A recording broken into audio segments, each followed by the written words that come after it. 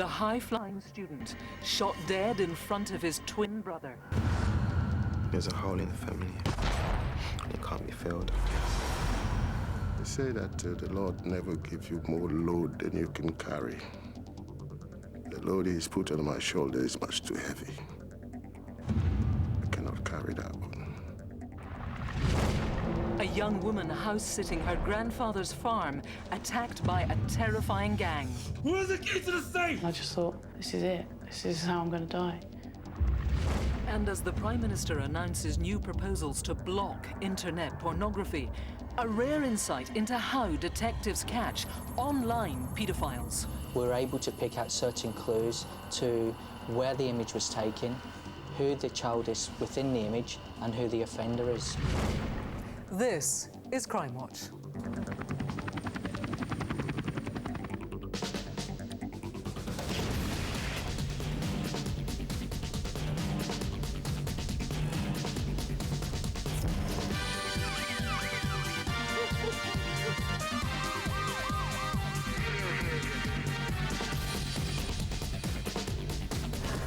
Hello and welcome to Crimewatch. We're live for the next hour with this month's latest crime news and appeals. Let's just have a look at what else we have for you tonight. Former policeman Martin Bayfield is here again with more wanted faces and CCTV. Yes, indeed. Your chance to track down some people sought urgently by police, including this man, Michael Cope. He's wanted in connection with the rape and murder of his ex-partner. He's considered dangerous, so call 999 now if you know where he is. And for the first time, you can press your red button at any time until midnight tonight to have another look at all of these faces. I've also got some incredible CCTV to show you. Can you name the men who tried to smash their way into a post office in Gravesend earlier this month? And as you can see for the first time tonight, we'll have all the crucial details about each case just running along the bottom of the screen during the programme, together with all our contact details, so you can get in touch and help to solve crime. Matthew also has the latest in his series, looking at how cases are cracked. Yes, tonight it's the really sad story of how the former EastEnders actress Gemma McCluskey came to be murdered. The truth of who was responsible shocked everyone. I've been a Metropolitan Police officer for nearly 29 years and been investigating murders for 10 years. And in all that time, I can genuinely and honestly say I've not come across anything quite as disturbing as this. We're all going to miss Gemma. She was a good girl, a good East End girl she was. But we begin with 19-year-old Joseph Burke Monerville. He and his identical twin, Jonathan, were decent, hard-working young men. In fact, they had just started university. They moved back to the UK last summer after finishing boarding school in their parents' native Nigeria. They had never been apart, but now Jonathan has to face life without his brother and best friend after Joseph was brutally murdered right in front of him.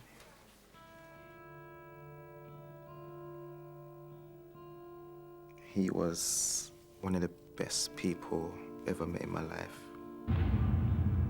Was fun, loving, caring, hardworking. Like, he knew the time to work, the time to play, and he knew how to put all of them together. And he was just a perfect person. The best person I've ever known in my life. Just perfect. They've teased one another from day one. Jonathan said to me, even when we are 90, we'll still tease one another. Our grandchildren will come, our wives, and we'll sit together and play together and be happy.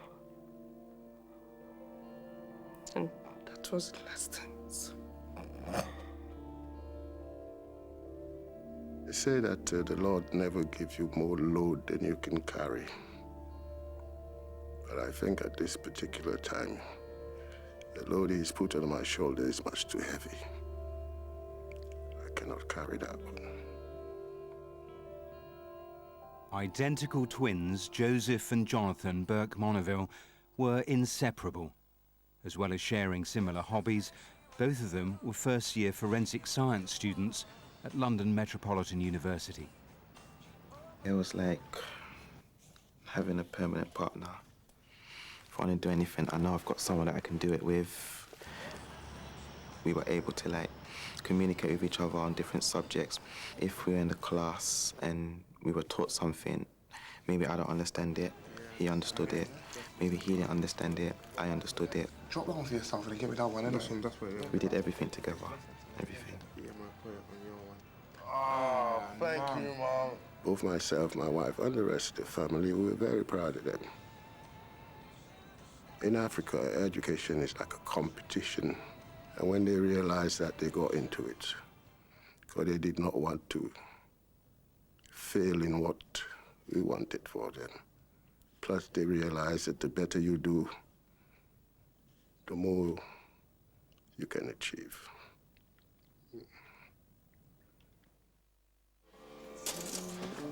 The twins had spent much of Saturday, February the 16th, at the family home in North London. What's going on? Mum, washing's all done. Yes? Dishes all done. Good. Jim? What about your assignment? Later, they went to meet their older brother David at the gym. They have always gone to gym together, so I had no reason to tell them not to go on that day. The gym. And I told them before they leave, they have to clean the house. And so they cleaned their house. They left and they said, I'll see you later, Mom.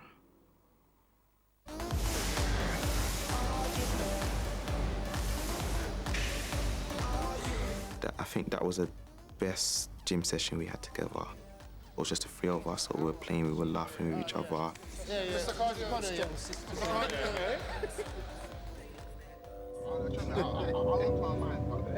want to stick with Italian. On their way home, the three brothers stopped off at a nearby convenience store. CCTV shows them parking on Hindley Road.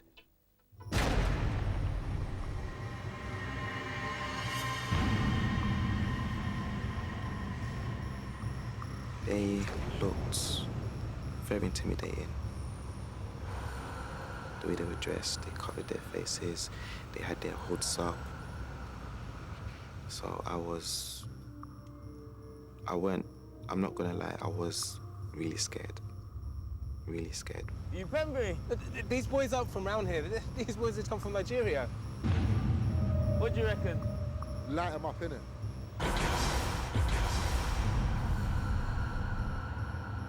I didn't really see the first shot. I just heard the shot.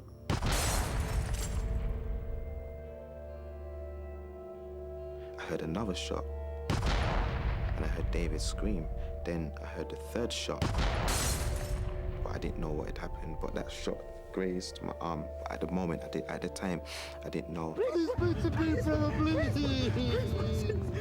He was not in a good state, and he just was bleeding all over. Blood was coming out of his mouth, then blood started coming out of his nose, coming out of his ears, so it was terrible. Even talking about it, as I remember it, it hurts. The gunman and his accomplice ran into the nearby Pembury estate.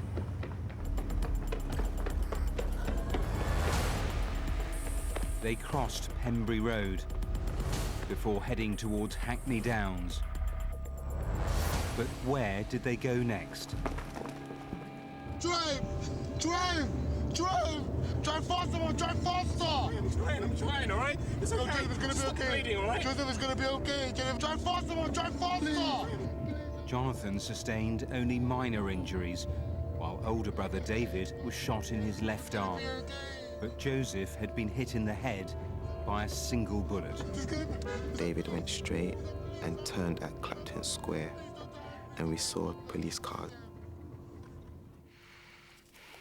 He came to help us.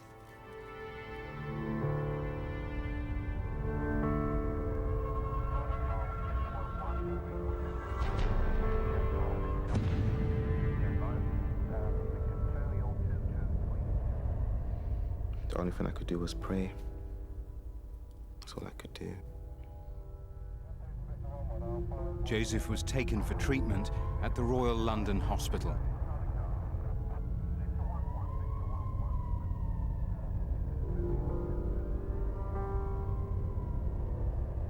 The doctor and the nurse came in.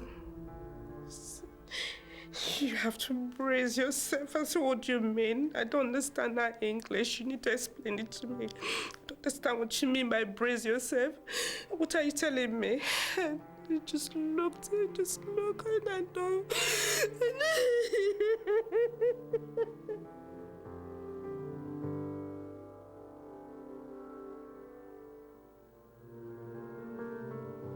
Jonathan was pretty brave. Pretty brave. I don't think he had felt the true pain then. No.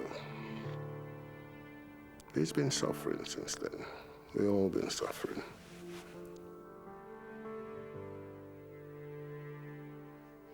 There's a hole in the family. A big hole.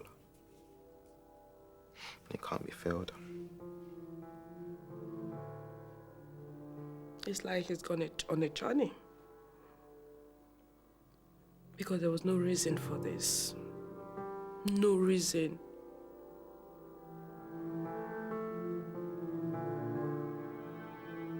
People got us confused a lot. But we were different people. As much as we were alike, we were different people. He was just a better person.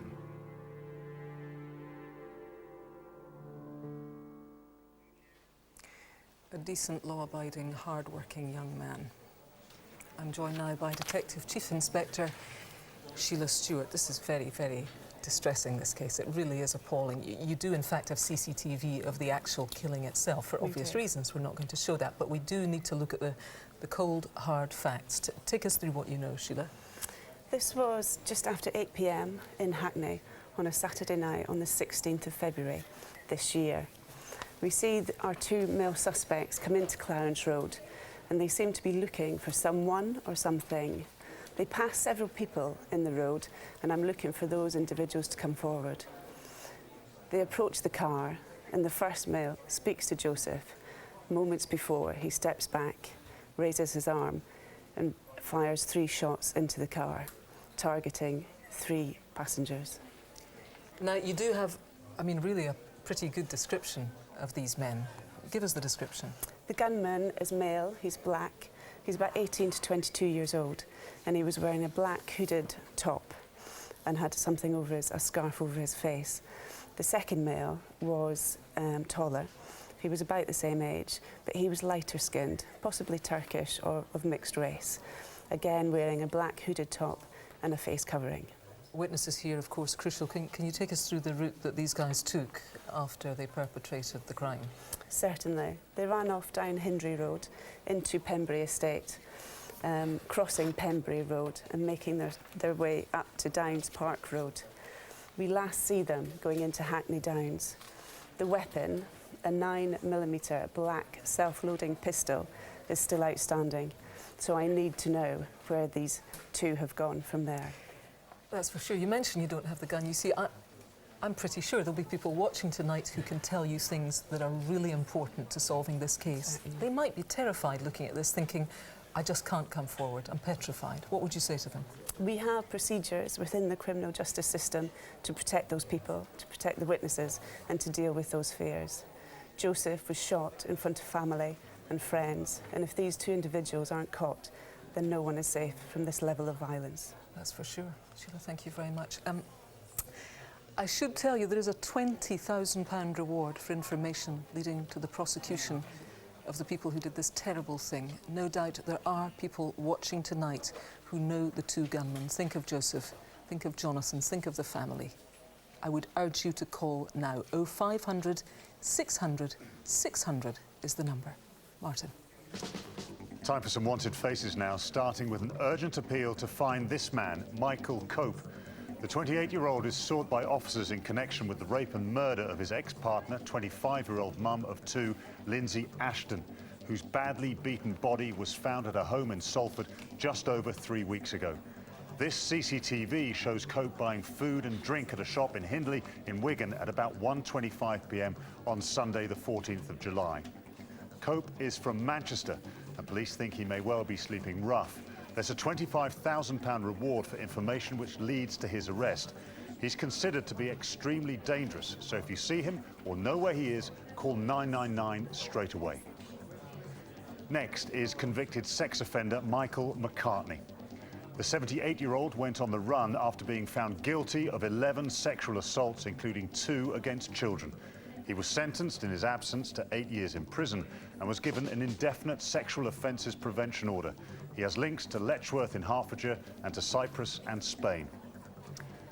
Third tonight is Adnan Jagirdar. He also uses a variety of aliases, including the names Mohammed Akram and Adnanul Haq. Detectives want to speak to the 37-year-old in connection with a massive drugs conspiracy which would have seen 150 kilos of heroin worth more than £16 million imported into the UK from Iran. Jagirdar, who has links to Ilford in Essex and Newham in London, has a half-inch scar on his right forearm. And finally, for now, is Matthew Attenborough. But he uses a number of other names, including Daniel Taylor, Saul White and Stephen Murphy. Officers from across the country want to speak to him in relation to a series of frauds where gay men were befriended online and conned out of thousands of pounds. Attenborough, who is 32, also likes to pretend he's a police officer. He's originally from Coventry but moves around the country. All of tonight's faces are on the website, and you can also see them again by pressing your red button. If you know where they are, call and text the numbers on screen. Texts will be charged at your standard message rate. Now it's time for a roundup of this month's latest crime news. In 2010, we ran a special appeal on Crimewatch on the 25th anniversary of the murder of PC Keith Blakelock, who was killed during riots on the Broadwater Farm estate in Tottenham. We filmed a reconstruction and featured a rare interview with his widow, Elizabeth. Well, yesterday, 44-year-old Nicholas Jacobs of Hackney in London appeared at Westminster Magistrates Court, where he was charged with the PC's murder. Next, a case from our last programme, the murder of 82-year-old grandfather Mohammed Salim, who was fatally stabbed as he made his way home from his mosque in Birmingham in April. Well, today, 25-year-old Pavlo Lapshin from Ukraine appeared by video link at the Old Bailey, charged with his murder. He was also charged with terrorism offences in connection with explosions near mosques in Walsall, Tipton and Wolverhampton. Another update from our last programme following the disappearance of 17-year-old Georgia Williams. Police received some significant information from a Crimewatch viewer, which led them to discover Georgia's body near Wrexham in North Wales. 22-year-old Jamie Reynolds from Wellington in Shropshire has been charged with her murder. Now, last year we asked for your help with an arson attack which killed 4 siblings at their home in Freckleton in Lancashire. Jordan, twin girls Holly and Ella, and older brother Reese all died in the fire in the bungalow where they lived with their mother, Michelle Smith. A lot of people have said that I've been strong through all of this, but inside I am just an absolute mess. It's just killing me, really, inside. Well, yesterday, 19-year-old Dyson Allen was convicted of 4 counts of manslaughter. He'll be sentenced in September. Next, news on another arson. That fire in 2011 killed 3 people in Helensburgh, west of Glasgow. Our appeal included this crucial CCTV of a man seen in the area at the time of the fire. Mum Angela was the only surviving member of the Sharkey family. Her husband, Tommy Sr., and children Bridget and Tommy Jr. all died. Everything that I loved has gone. Nothing's going to change it. Well, Crimewatch viewers helped identify the figure in the CCTV by his distinctive walk as that of Robert Jennings. 50-year-old Jennings and 38-year-old Scott Snowden were yesterday convicted of 3 counts of murder and 1 count of attempted murder. Finally, news in today on the murder of 76-year-old widower Llewellyn Thomas, who was attacked at his Cambridgeshire home in 2011.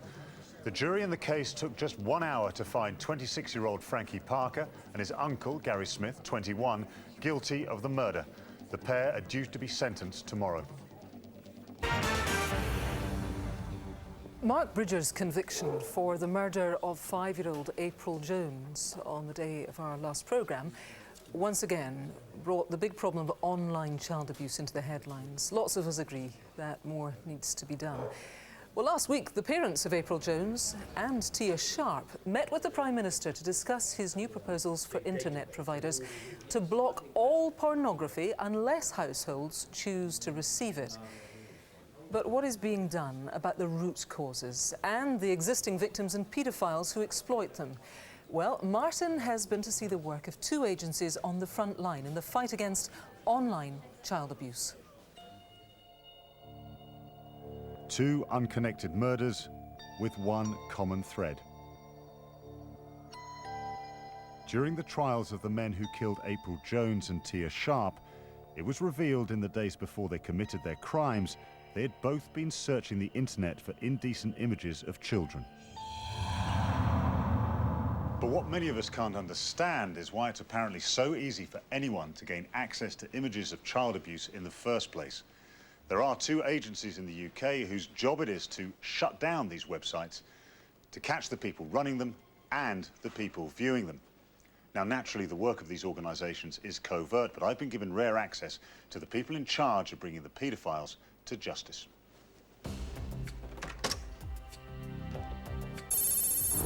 Funded by many of the big service providers and search engines, the Internet Watch Foundation, based in Cambridge, works to remove illegal websites. But with an estimated 1 million unique images of child abuse online, their task is enormous. Fred, in light of really high-profile cases like April Jones, have you seen a change in how the public are reporting indecent images through to the Internet Watch Foundation? Yes, definitely. What we have seen is usually in a 3-month period we get around 10,000 reports from members of the public, but we've seen a 42% increase in the last 3 months on that figure, and we think that's not only due to the Tia Sharp and April Jones murders, but to the high-profile nature of the Jimmy Savile inquiry and how that's raised the awareness of child sexual abuse. Sally is an analyst who has the difficult task of examining images and then removing websites containing the illegal material. The sensitive nature of the work means her identity has been protected. Once I've ascertained whether it is in fact a child, I'd then categorise it by age and the severity of the image. My next stage would be to figure out the location of where it's being hosted so we can then try to take action to get it removed at source. We can be on the phone to our contacts and the content is taken down while we're on the phone. It could be a matter of seconds. But once a website has been removed, how are those behind the images caught? Well, that job falls to the Child Exploitation and Online Protection Centre, or CEOP, a group of highly specialised investigators. James, this is a typical image that you would analyse for obvious reasons. We can't let the viewers see this. But for you, this is more than an image, this is a crime scene. How do you analyse this and extract the vital information and evidence that you need? We look at the minute detail which is contained within the image and the scientific detail that was used to put the image together. And looking at them as a whole, we're able to pick out certain clues to where the image was taken, who the child is within the image, and who the offender is. And we can see here that this is a British kitchen. But what is it that tells us it's a British kitchen? And for me, it's the clues in the background. It's the 3-point plug there that you see, and there's other clues that I'm looking for. Using specialist software, I can pinpoint some of the things that will lead me to the identity of where it was taken. It's this painstaking work that can lead officers straight to the doors of paedophiles. In January last year, a single report was made to the IWF about photographs of children that had been uploaded to an image hosting website.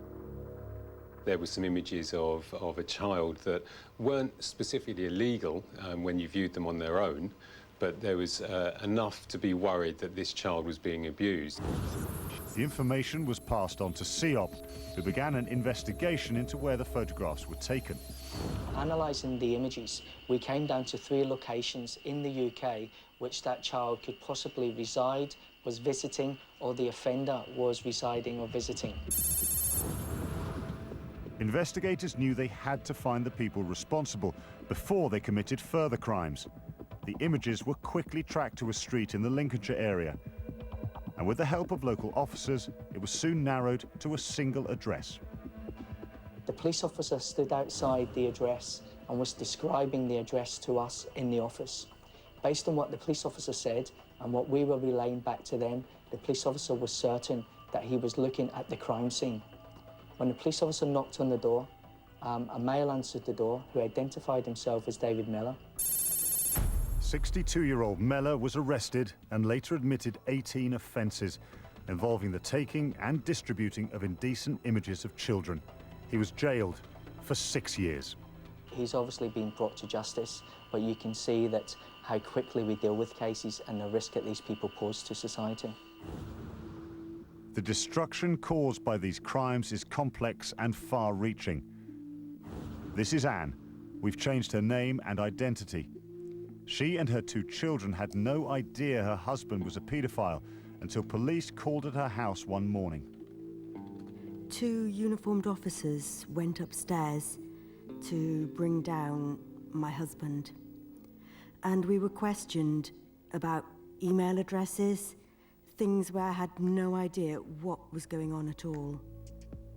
At one point, the police officer said, "I've got no option but to place you both under arrest." At which point my husband did then say, "It's all me, it's nothing to do with my wife."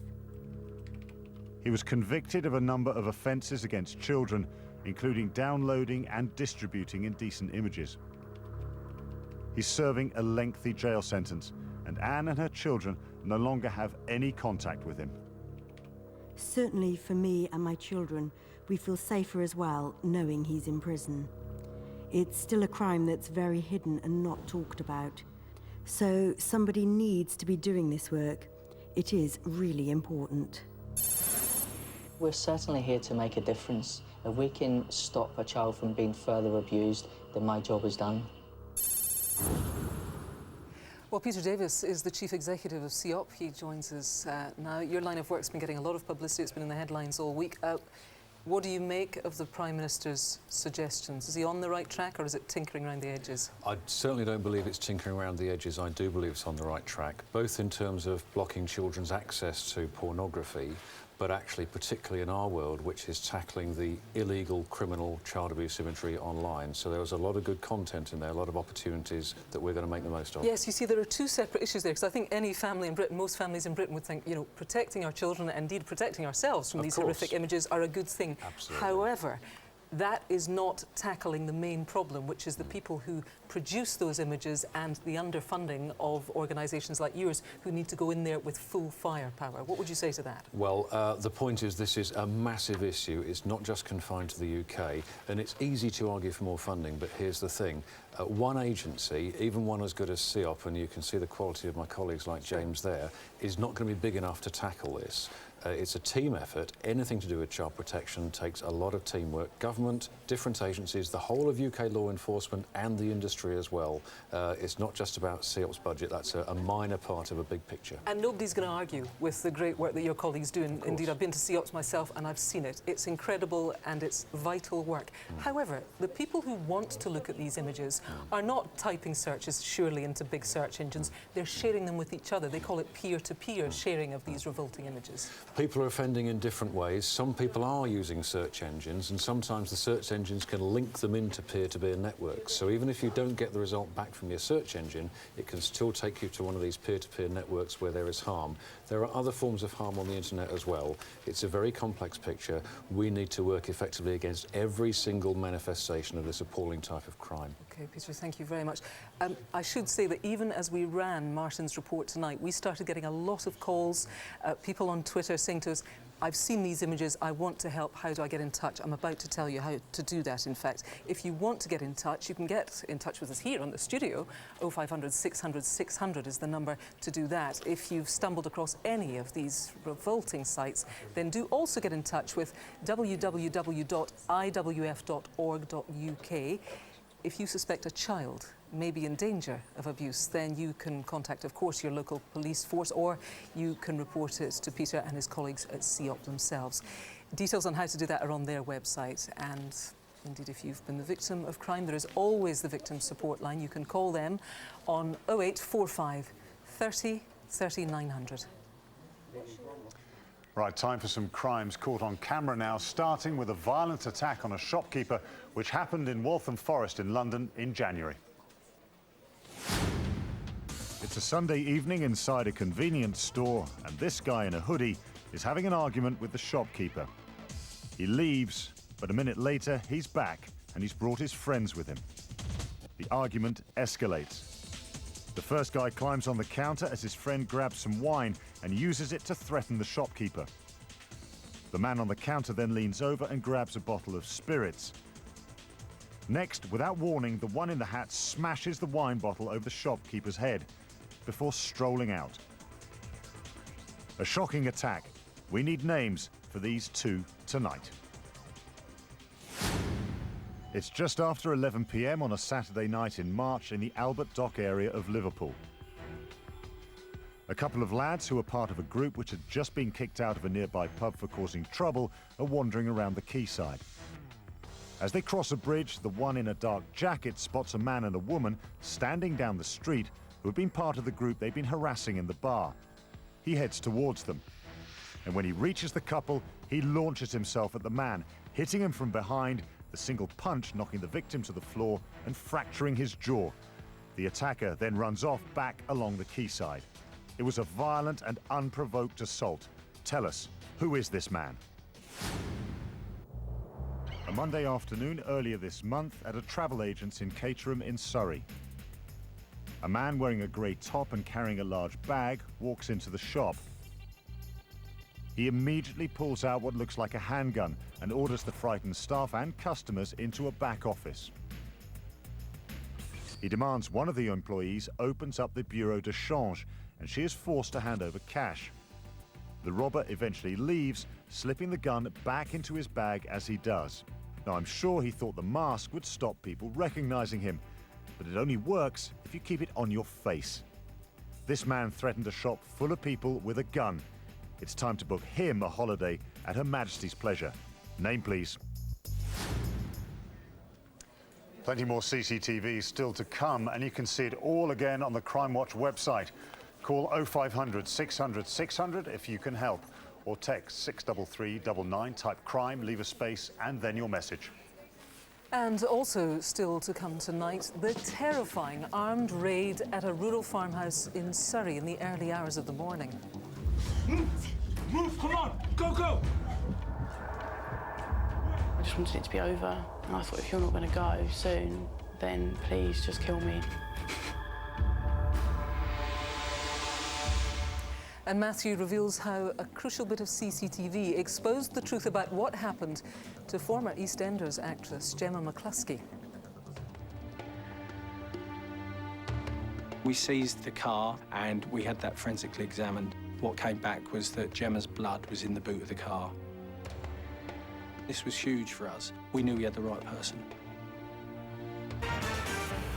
But before that, let's see what's already come in on the phones, Matthew. It is really busy. It's worth just saying you can already see the information from all of your calls at the bottom of the screen. Well, let's get the latest on the murder that we saw at the top of the programme, Joseph Burke Monaville in North London. Sheila Stewart is back here with me. And Sheila, what has come in? There's been numerous calls, very helpful, to specifically naming individuals who we need to research and look at now. There's a lot of calls about information known locally in the area, and I would really like to speak to someone who knows these individuals personally. They were last seen in the Hackney Downs, and I want to know where they went next. OK, well, if you know anything, please call in. Martin. We start these wanted faces with 19-year-old Trey Williamson. Detectives want to speak to him about the murder of Kadar Hussain, who died after being shot in Penge in London in May. There's a £10,000 reward for information leading to the arrest and conviction of Williamson, who goes by the street name Rumbles. He's also considered to be dangerous, so if you do see him, call the police straight away. Next is Alexei Shaiti, although he's previously been known as Georgios Solos. Police need to trace him in connection with the death of Ricky Burlton, who was killed in a hit-and-run incident on the A10 in Hertfordshire in June 2010. Shaiti, who is Albanian, was identified as the driver of the car but gave false details and subsequently disappeared. 34-year-old Shaiti himself suffered serious injuries in the crash and is likely to have severe facial scarring. He's known to have links to Hertfordshire, Loughborough and North London. 7 and 8 tonight are Thomas Tooth and James Fahy. Officers want to speak to them in connection with an attempted burglary at a bank in Rotherham, during which thieves tried to get into a cash machine by drilling through the wall of the next-door building. The pair, who police believe may well be together, have links to Manchester, Amsterdam and Alicante in Spain. Fahy sometimes put on an Irish accent and often goes by the nickname Irish James. Call and text on the usual numbers if you recognise any of tonight's faces. They're all online, and you can have another look by pressing the red button on your remote. Now, in the early hours of a Wednesday morning back in May, 24-year-old Emily Fuller was sound asleep at her grandfather's home in Waldingham in rural Surrey. She was all on her own, keeping an eye on the old farmhouse whilst her grandfather was overseas. What happened next is really the stuff of nightmares. I have nights where I wake up panicking and I've dreamt the whole thing again, over and over in my head. Shut up! I'm hurting you. I'm gonna hurt. And I just thought that they were going to kill me. You see it in films and things.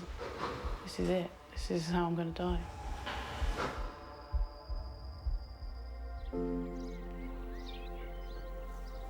My granddad went on holiday, so I just said to him that I'll be around to house sit and look after the dog. I'd been at work all day and then got back here and came straight in, got changed and took the dog out. Just a normal day, really.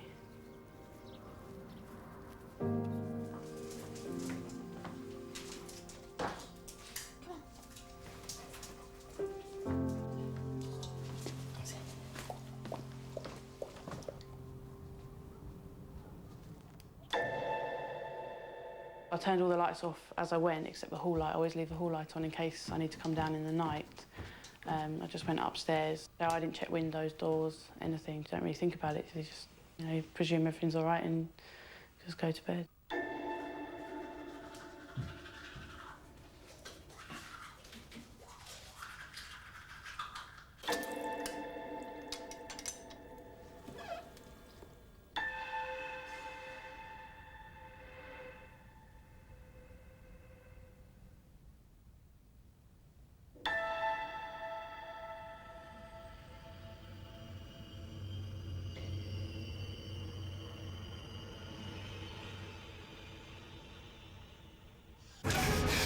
Where's the key to the safe? Where's the key to the safe? Stop! No!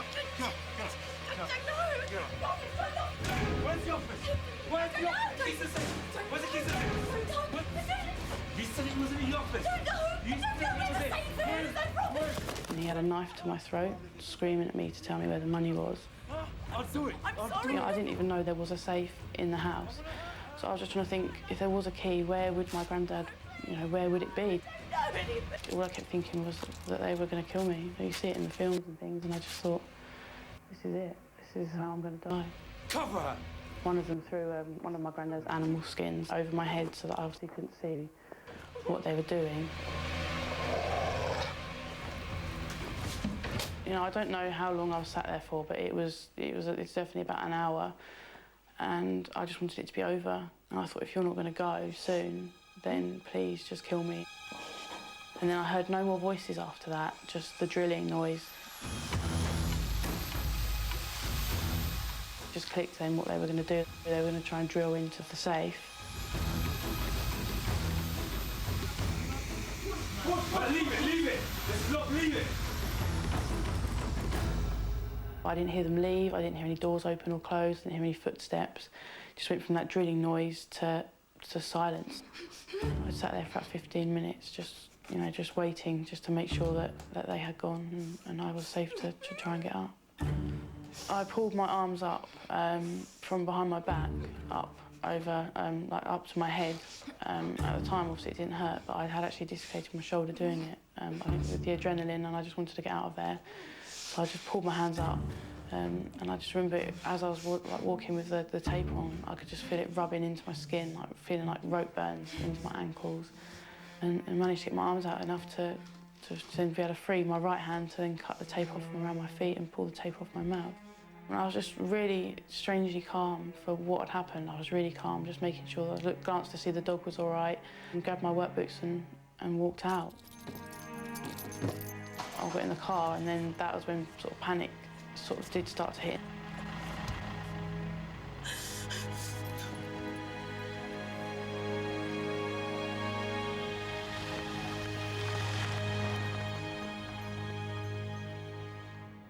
I'm now petrified of falling asleep because that was the first thing I saw when I woke up, and now I try and keep myself awake so that I don't have to see that again and to go through that again. I just relive it every day. Well, joining me now is Detective Inspector Anthony Archibald from Surrey Police. Really terrifying for Emily, as she says. She relives it every night if she closes her eyes. What was actually taken in this attack? Oh, yeah, absolute nightmare for Emily. She was subjected to that horrifying ordeal for nearly an hour. The house itself is like an old farmhouse. There's very little there of any value, and certainly no cash lying around. And we saw in the film how the men tried to drill into the safe. They failed to get anything, they failed to do that. One of the things they did take, though, was this hunting knife. Now, this has a picture of a lion on the handle, and it's made by one company in South Africa, so it'd be very rare over here. So we're very interested to hear from anyone who has seen that knife anywhere. Also, they took bottles of champagne, whiskey and some cigars. So if anyone has a friend or a partner that's returned in the early hours with items like that, then we're very keen to hear from them. OK, that could be important. What was Emily? She's been very brave. What has she been able to tell you about the attackers? She describes 5 to 6 black males who came into the house. One was wearing a balaclava, another one had a scarf around his face. They had London accents. One had white Vans trainers on, but most notably, one of them was referred to by the others as the name or nickname of Littles. Right. So if the name Littles means anything to anyone, then we'd really like to hear from them as soon as possible. Yeah, that's distinctive. Just briefly, we've got this little clip of a reconstruction of somebody on a motorbike. Tell us quickly why it's important. The days leading up to the attack, this motorbike was seen a few times riding near to the address, and it appeared to be paying particular attention to it. Now, the motorbike was completely black, and the description of the rider was a full-face black helmet, a green camouflage jacket and jeans, and we're really interested in identifying that rider because they may hold some vital information. OK, thanks very much, Anthony. Really a dreadful ordeal for this young woman. If you want to help in any way, do call us now.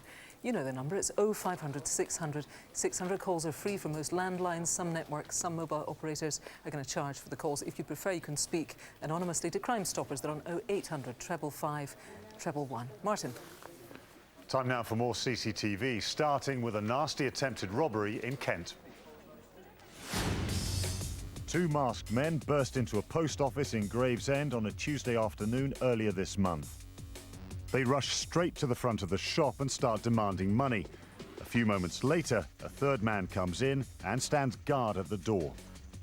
One of the men at the front of the shop grabs a female member of staff round the throat and starts attacking her with a hammer. He forces her behind the till, pushing her so hard she falls and hits her head. Back at the post office counter, his mate is trying and failing to smash through the security screen using a sledgehammer. The pair then take a different approach, attempting to break through the office door where the other terrified woman is trapped inside. They can't get in that way either, so one of them tries the till, ripping it open whilst the first shop assistant lies injured at his feet. He gives up on that too and lets it drop straight onto the woman before having one last go at the door. They eventually left with nothing, but both their victims have been left hugely traumatized by the attack. Unmask these violent would-be robbers tonight. It's a Monday morning in April in Edgware in London. An employee of a money exchange company is walking the short distance from his office to the bank to cash the weekend's takings. As he enters the foyer, a man rushes in after him. The robber immediately grabs the bag containing the money, snapping the strap in the process.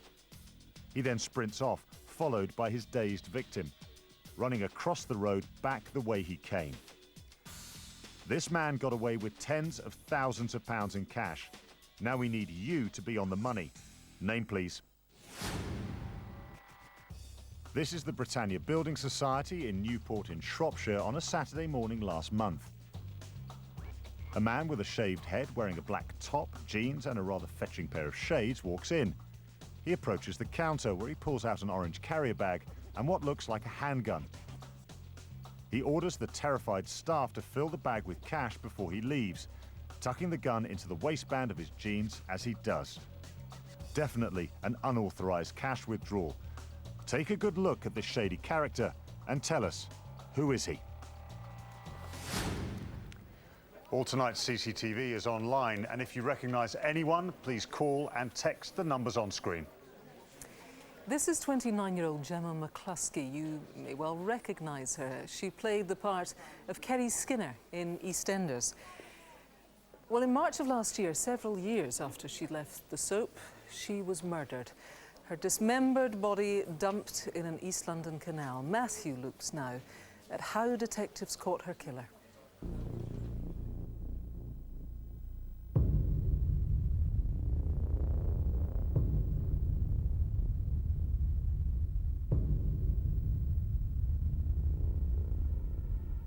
Gemma McCluskey became known as an EastEnders actress, but she'll also be remembered for the horrific way she died. Gemma was an EastEnder herself from Shoreditch. After leaving the soap, she settled back into normal life, working in a local pub. But in March last year, she suddenly disappeared. At the time, she was living with her older brother, Tony. On Saturday the 3rd of March, Tony, their other brother, Danny, and a friend went into an East London police station to report Gemma missing. It was assessed as a low risk. Gemma, although she'd not been missing before, she's an adult. And, you know, there was no other information at that time that suggested that there was anything untoward. I got a phone call on the Saturday from my son Tony to say he hadn't seen Gemma for a couple of days. I said, well, it's nothing to worry about, Tony. She's probably gone away for a couple of days. I didn't have an inkling that anything had happened to Gemma. Police made routine missing person inquiries, but 2 days later, there was still no sign of her. Then everyone started to get worried then. When we realised something was really wrong. There was an appeal at a local public house, of which Tony helpfully went along to and was pictured in the Sun newspaper appealing for information about the whereabouts of his sister. And Tony was doing everything he could to try and help the police with the investigation. The following day, the investigation into Gemma's disappearance took a dramatic turn. It's him. Tony received a number of sinister phone calls. Hello? If you want to see your sister again, you'll get the money. Well, how do I know you've got her? Somebody was purporting to have kidnapped Gemma and were asking for a huge ransom for her return. If you touch my sister, if you lay one hand on... The review of her status immediately went from being a low priority to a high priority. Ugh. Police traced the blackmail calls to this man, 19-year-old Sam Dunn from Kent. It was a sick hoax. In April this year, Dunn was jailed for 6 months for making malicious phone calls. Then, a moment that would change everything. Within hours of those blackmail calls, a suitcase was found in a nearby canal. Inside, a female torso. It was Gemma. The missing person inquiry was now a murder investigation. The canal was searched, and police decided to re-interview her brother.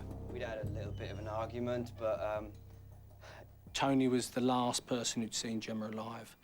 His information was crucial to the investigation. What was the last time you remember actually seeing her? It was between 2:30 and 3 o'clock. Tony was dealt with as a significant witness. So yeah, it was that. How we treat those people is to interview them on tape, but they are witnesses. They're not suspects, and they're not cautioned. What were you thinking? Well, I was just starting getting my own thought, well, where is she, you know what I mean? Other witnesses were being interviewed at the same time. Detectives soon realised Tony's account didn't add up. It was just very small things that made us think, well, hold on, that just doesn't seem right. Police decided to arrest him. He was now a murder suspect. Tony, did you kill Gemma? No comment. Tell me about what you know about the disappearance of Gemma. No comment. Surely you want to bring to justice the people responsible. No comment. It's not infrequent that people don't want to speak to the police. But given that it was his sister, it was bizarre that he had that choice. And so the feeling with the team was, you know, this is our guy. 10 days after his sister disappeared, he was charged with murder. Gov. With Tony McCluskey in custody, police painstakingly began to build their case. They found pictures of Gemma on the morning she vanished and driving her car back home to the flat. Forensic officers searched the property.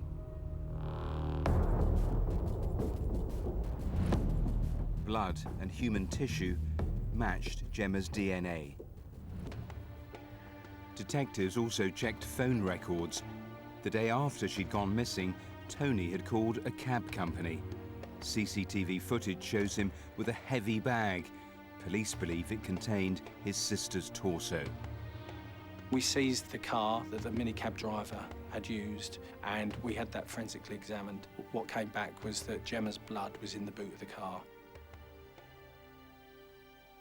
After a 2-minute journey to the canal, Tony's then seen returning to the flat without the bag. This was huge for us. We knew we had the right person. Tony! After months of work, police had proof of what had happened to Gemma. That morning, she'd rowed with her brother about his heavy cannabis use. Get out of my house. He'd left the bathroom taps running and the sink had overflowed. I want you out. Yes, you're gonna make me go, you? Yes. Yeah? Well, go on in! When she returned to the flat that afternoon, the row escalated. You've got to go.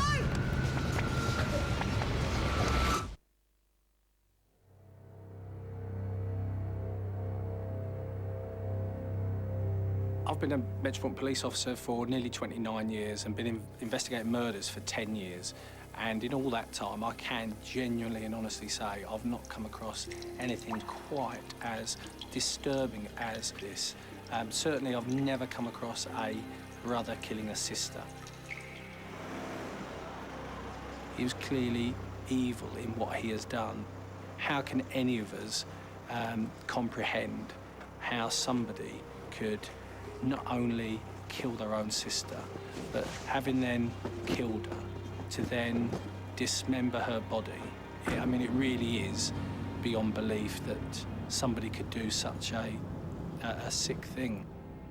Tony dumped her body parts in the canal. Her legs and arms were found over several days, but it took 6 months for her head to be recovered. So that was very hard, them few months, not knowing. because I said straight away, there's no way she's getting buried if she's not complete. So we determined to find the last part of her. When they did recover her, injuries showed she died from being hit at least twice with a blunt object. He deserves every day he spends in prison. He really does. The way I looked at it straight away, I'd lost 2 children. You know, my son and daughter. Like I said, I've lost both of them. Tony clearly thought, you know, he had got away with it. He thought he'd covered his tracks.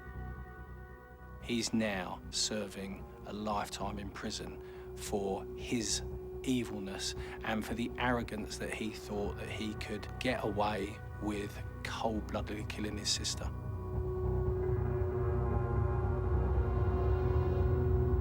We're all going to miss Gemma, and, you know, she was the life and soul of everything. She was a good girl, a good East End girl she was. Matthew, a family devastated. Yeah, terrible, and the judge talked about that. He also contrasted Gemma, a young woman with a huge zest for life, dearly loved, with McCluskey, hopelessly addicted to skunk cannabis, resentful of his sister's popularity. So brother and sister, polar opposites as people. And his elaborate cover-up. Yes, he lied, he implicated others, he sent text messages to Gemma's phone pretending he thought she was still alive. And as the prosecution said, he thought he got incredibly lucky when he got those blackmail calls, because that took police in completely the wrong direction. But bit by bit, meticulously, detectives worked through those blind alleys, those diversions, found the evidence that dragged them back to one person, Tony McCluskey. And that CCTV was pivotal. It was crucial because when they found that footage from the cab company, they showed it to the family. Now, Gemma's other brother had refused to believe up to that point that Tony had anything to do with this. Then he saw that, then he knew it was him. It was the shortest bits of CCTV, the shortest bits of evidence, but it was absolutely compelling. He got life with a minimum of 20 years. Thanks, Matthew. Time now for a quick last update on what's been coming in on the phones. Here's Martin. Plenty of calls coming in. You remember the first of our wanted faces, Michael Cope, wanted in connection with the murder of his ex-partner, Lindsay Ashton. Well, we've had several calls coming in, placing Cope in the Manchester and Leigh area. The police are investigating tonight. And the first of our CCTV, the attack on the shopkeeper in Waltham Forest, the wine bottle over the top of his head. We've had a name given for one of those suspects. Right, busy night. That's everything for now, though. Everything's on our website, too, and the wanted faces will stay on the red button until midnight tonight. The phone lines are going to stay open until midnight tomorrow. We're going to be back again tonight, of course, 10:35 after the news, with the very latest on what I think has been a pretty busy night. Viewers in Northern Ireland are going to have to wait until 11:05. From all of us here, thanks for your calls. They make a difference. Bye-bye.